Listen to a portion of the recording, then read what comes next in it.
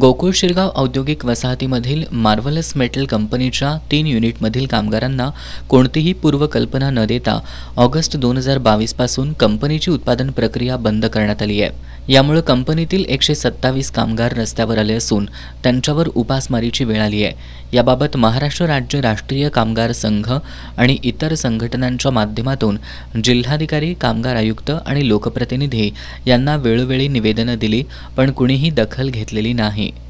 गेले 1.5 वर्ष आमची कंपनी बंद आहे आणि आमचे मालकांना कुठल्याही प्रकारची विचारपूस केलेली नाही। जवळजवळ मला वाटते आम्ही आता 17 ते 18 महिने आमचा पगार थकीत आहे। परत आमचा फंड कुठलाही भरलेला नाही आणि आमच्या सगळ्यांची अशी मागणी आहे की ही कंपनी पूर्ववत चालू व्हावी आणि आमचा सगळ्या थकलेला पगार मिळावा आणि आम्हाला योग्य ते न्याय मिळावा। यासाठी आम्ही 1 दिवसाचे लाक्षणिक उपोषण केलेलं आहे। त्याच्या सगळ्या प्रती आम्ही कलेक्टर ऑफिस, कामगार आयुक्त, पोलीस स्टेशन या सगळ्यांना दिलेलं आहे। तर ह्या सगळ्यांना देऊन सुद्धा आमची कोणत्याही प्रकारची कुणीही आम्हाला दाद घेतलेली नाही। त्यामुळे आम्हाला हे स्वतः आता 1 दिवसाचं लाक्षणिक उपोषण करून आम्हाला हे पत्रकार वगैरे बोलवून हे सगळं आम्हाला हे मांडायचं आहे, म्हणून आम्ही 1 दिवसाचे लाक्षणिक उपोषण केलेलं आहे।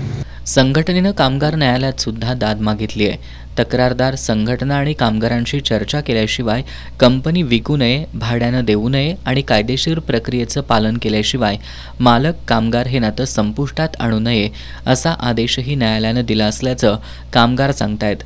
मूळ मालक हा कंपनी विकल्याचा बनाव करून कंपनीची जबाबदारी खोट्या इसमावर ढकलत असल्याचा आरोप कामगारांनी केलाय।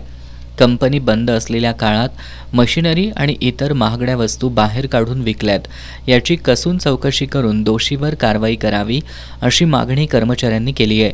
या उपोषणात सुरेश पाटील, तानाजी मालवेकर, श्रीकांत पाटील, महादेव जत्राटे यांच्यासह इतर कर्मचारी सहभागी झाले होते।